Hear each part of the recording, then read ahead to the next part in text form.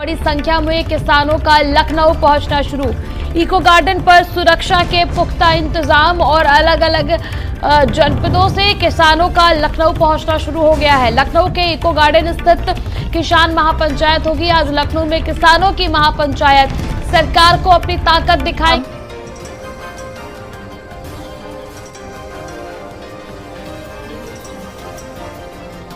हमारी सरकार आ जाएगी तो हम बिजली किसान को फ्री दे देंगे, क्योंकि 7-8 स्टेट में बिजली फ्री है। सरकार आएगी, बिजली फ्री हुई नहीं। उसके बाद में इन्होंने कहा कि हम 1 साल के लिए बिजली फ्री देंगे, तो वो 1 साल के लिए भी बिजली फ्री नहीं हुई। मीटर जरूर लग रहे उसमें वहां पे। अब मीटर में को फ्री बिजली कैसे आएगी उसकी जानकारी हमको। भाई पंजाब में फ्री बिजली है, तेलंगाना में फ्री बिजली है, कर्नाटक में फ्री बिजली है, आंध्र में फ्री बिजली है, तो यूपी में क्यों नहीं? यूपी में सबसे महंगे रेट किसान को दिए जाते हैं आज बिजली।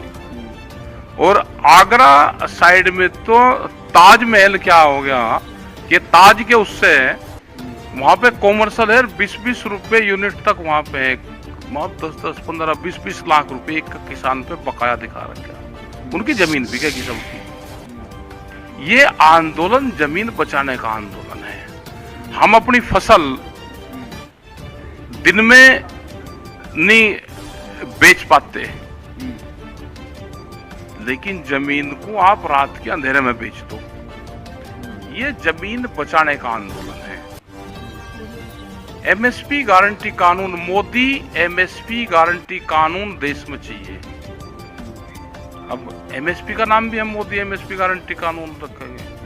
हाँ, फसलें मिनिमम सेलिंग प्राइस होता था, अब जो आप कह रहे हैं मोदी एमएसपी गारंटी कानून। क्या वजह है इसके पीछे? ठीक है भाई, मोदी का नाम दे लोगो तो हो सके कि ये कानून बन जाए ना।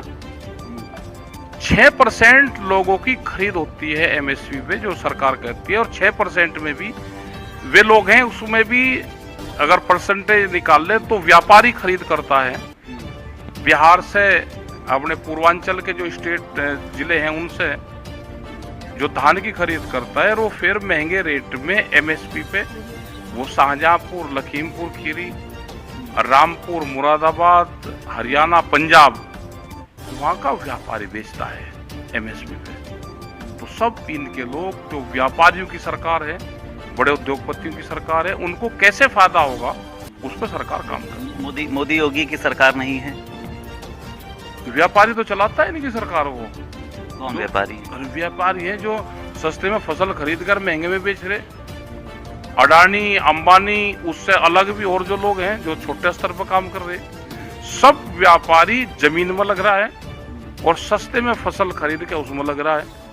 सब आरएसएस बीजेपी के ज्यादातर लोग हैं। आपको लग रहा है ठीक है साहब, किसानों से आप जुड़े हुए रहते भी हैं, किसानों को बांटने का काम किया जा रहा है। जो किसानों की खाप होती है, पंचायत होती है, किसानों के संगठन होता है, आपको लग रहा है कि उसको बांटने का काम जो है? हाँ, ये काम कर रही है सरकार, इसी पे तो काम कर रही है। सरकार काम कर रही है धार्मिक आधार पे लोगों को बांटा जाए। धार्मिक आधार पर लोगों को बांटा है। उसके बाद में किसान संगठनों को जातीय आधार पर, किसान संगठनों को फसलों के आधार पर, उनको स्टेट के आधार पर उसमें बांटा जा रहा है। जिसके जो भी संगठन होंगे उस संगठन को कैसे तोड़ा जाएगा। अभी जैसे पहलवानों का संगठन था, वहां पे पूरा देश का पहलवान एक था, लेकिन उनको भी बांट दिया। जो किसान आंदोलन, आप तो नहीं बटे थे। आप तो जब तक वहां से आपने तीनों कृषि कानून वापस नहीं करा लिया, आप बटे नहीं। उसके बाद ही तो सरकार लगी, उसके बाद ही सरकार बांटने पर लगी। खाप पंचायतें कैसे बटेगी उस पर इनका टारगेट है। पूरा फोकस ये है कि खाप पंचायत बटनी चाहिए। अच्छा, आपने भी धार्मिक की जिक्र किया, मैं नहीं चाह रहा था उधर जाना। आप कहते हैं कि तो सनातन धर्म को लेकर आपने देखा टिकैत साहब, लगातार विवाद हो रहे हैं, चाहे कांग्रेस के स्टालिन हो, सपा के स्वामी प्रसाद मौर्य हो, एक पूरा जो एक इनका गठबंधन है विपक्ष का, इंडिया गठबंधन। इसको आप किस तरीके से देखते हैं? क्या लगता है आपको इसके पीछे भी कोई राजनीति है? किसी भी धर्म के खिलाफ किसी को नहीं बोलना चाहिए।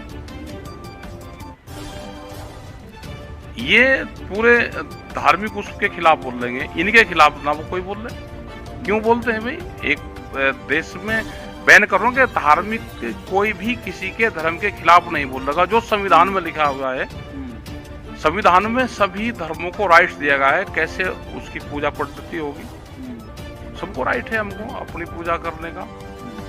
लेकिन दूसरे के खिलाफ क्यों बोलते हो? नहीं बोलना चाहिए, किसी को किसी के खिलाफ भी नहीं बोलना चाहिए। तो देश की अगर अब बात करी जाए, जिस तरीके से आपने देखा विपक्ष मजबूत हो रहा है, अभी चुनाव भी हुआ, उपचुनाव भी हुआ, आपको सभी पता है समाजवादी पार्टी के प्रत्याशी जीते। हालात की अगर बात करी जाए, हालात आपको लग रहा है सामान्य है? नहीं, ये उपचुनाव में सरकारें जो जनता का रुख है वो दिखाती है, और जब दूसरे चुनाव आएंगे इन पर शिकंजा कसेंगी, और फिर अधिकारियों के माध्यम से, पुलिस प्रशासन के माध्यम से कहने को देश लोकतंत्र रहा है, लेकिन अब देश में लोकतंत्र कोई दिखाई नहीं देती। क्या उत्तर प्रदेश के चुनाव में क्या हुआ? बिहार के चुनाव में क्या हुआ था? क्या हारे हुए कैंडिडेट को जीत के सर्टिफिकेट नहीं दिए? क्या जिला पंचायत में क्या हुआ? क्या जो बैंकों के चुनाव हुए उसमें क्या हुआ? आपको लग रहा है जो सोसाइटी लग नहीं रहा पूरा का पूरा प्रभावित करती है? प्रभावित करें वो तो, जो बीजेपी का कैंडिडेट हार जाएगा उसको जीत का सर्टिफिकेट दे दे कि चले जा। कोई यहाँ तो नहीं दिया ना, यहाँ जो अभी एक उपचुनाव हुआ यहाँ तो नहीं दिया, नहीं देगी। उपचुनाव में ये दिखाने की कोशिश करेगी कि देश में संविधान पूरा काम कर रहा, इलेक्शन कमीशन पूरा काम कर रहा, पुलिस फोर्स पूरा काम कर रही है, और चुनाव निष्पक्ष हो रहे हैं पूरे। 24 में आपको लग रहा है कि जो बीजेपी है, अगर विपक्ष कमजोर पड़ा, विपक्ष लाठी और आंसू गैस के गोले से डरा, विपक्ष जेल से डरा, तो विपक्ष जितना कमजोर होगा उतना ही देश में तानाशाह पैदा होंगे।